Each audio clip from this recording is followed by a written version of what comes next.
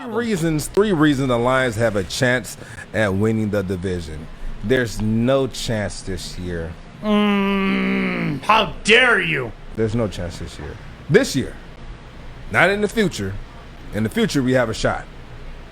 This year, we got a shot in the ass. Art.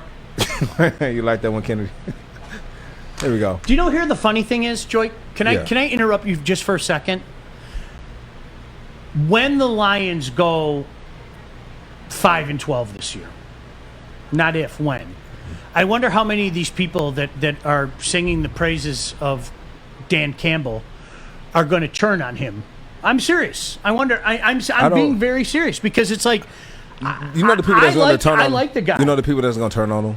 The people who hasn't been watching the media. The people that think they're going to go 10-7 and go to the Super Bowl. No, the people that who have not been watching sports media when it comes to the Lions, when it comes to the Pistons, when it comes to the Wings. They have not been paying attention. You see, I didn't throw Tigers in there. But you get what I'm saying. Every new guy is going to get the job done. And again, Charles, I'm not calling you a liar. I hope you know that. But there might be a Charles out there that said, I don't like this Patricia guy, okay? Most people were very excited 3 years ago this very time about Matt Patricia. And, you know, I pray to God that we're not having this conversation about Dan Campbell 3 years from now. Really, I pray to God. And I don't believe that we are. Because they are not lying. Matt Patricia and Bob Quinn thought the Lions were close. They were wrong. These guys know the Lions aren't close. And that's why they've acted in the way that they've acted. So in that regard, Joique, I wonder how many people are going to be disappointed when the Lions don't win the division this year. I don't think anyone's going to be disappointed except for people who have not been watching what the Lions have been doing, what they've been saying this entire time. We're in the rebuilding phase. If you go back to that clip right there, can you read that for us? Art. Yeah, so 3 reasons, according to footballmania.com or profootballmedia.com, one of them being DeAndre Swift, the Lions' second-year running back, is undoubtedly the best weapon on the roster. The second reason would be the QBs in the NFC North outside of Green Bay. The NFC North QBs hold serious question marks. And then improved defense. The Lions' defense will keep themselves in more games. That's one. 2, quarterbacks in the NFC North if Rodgers isn't there. Even with that being the case, no. Can I ask a question? And I'm being very serious right now, okay? Are you telling me you'd rather have Jared Goff and what we've seen out of Jared Goff the last couple of years over Kirk Cousins? And no. Kirk Cousins certainly has his limitations and his liabilities. Mm-hmm. But I will tell you point blank, I would rather have Kirk Cousins of the last couple of years over Jared Goff of the last couple of years. Would you take Kirk Cousins' best year over Jared Goff's best year? Nope. So best versus best? No. But if the last couple of years is any indicator of what this year might be, and you know as well as I do in the NFL, it is what have you done for me lately? Who would I pick right now, today? Kirk Cousins or Jared Goff? I'd pick Kirk Cousins all day. And I know what Kirk Cousins is. Trust me. Do I ever? He's going to help you, and then he's going to hurt you. And then he's going to help you, and then he's going to hurt you. And then he's going to have a blow-up game where you sit back and you go, wow, it finally snapped for him. And then he's going to be dog crap the next game. But seriously, I'd rather take the highs than what we've seen out of Jared Goff the last couple of years. But I understand. I mean, we can have a conversation about it, though, right? Mm-hmm. I mean, there's Aaron Rodgers, and then if you want to have the Jared Goff or Kirk Cousins, I think that's a good conversation to have. Mm-hmm. But so I understand what they're saying, but I don't know. Is that? I don't know how anybody could say, "Oh yeah, Jared Goff's easy number two quarterback in the league in the division." So who do you think would be starting for the Bears? I think it'll be Andrew, but eventually I think they'll switch to Fields. Okay. If they were smart. Yeah. Right? But it'll be Andy Dalton, right? I'll take my chances with Jared Goff over Andy Dalton. I will. And I'll take my chances with Jared Goff over a true rookie. And I like Justin Fields. I know you do. But I'll take. He's a rookie quarterback. Poison. Poison. Pick your poison. All right, and then number poison. 3, improve defense. No. We still need work. I mean, our linebackers, like who? I mean, we have Flowers now. I mean, we have Romeo.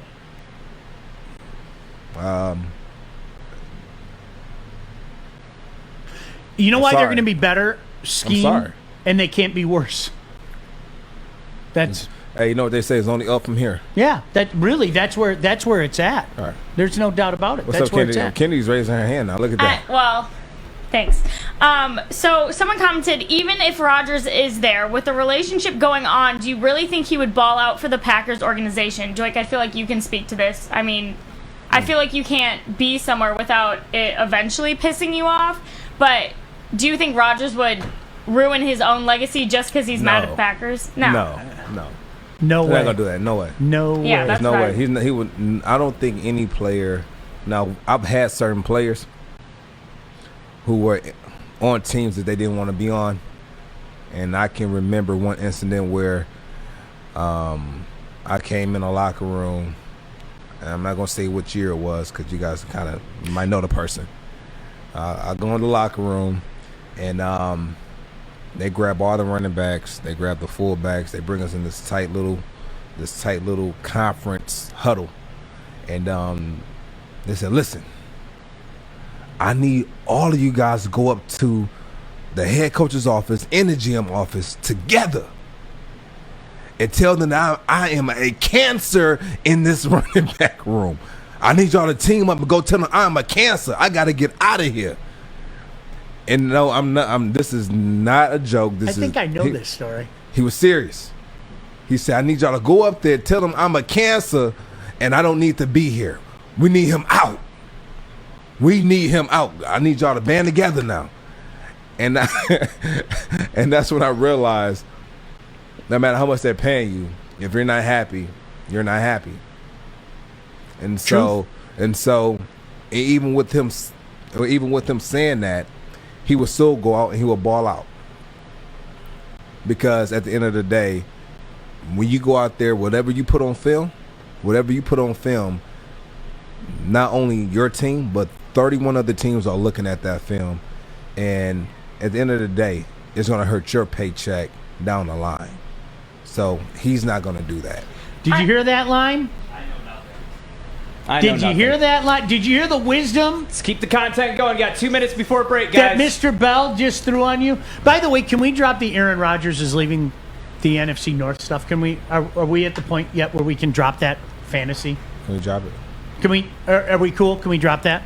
Now, when we look at our roster, when you say DeAndre Swift is the best offensive weapon we have, our best offensive weapon we have is Frank.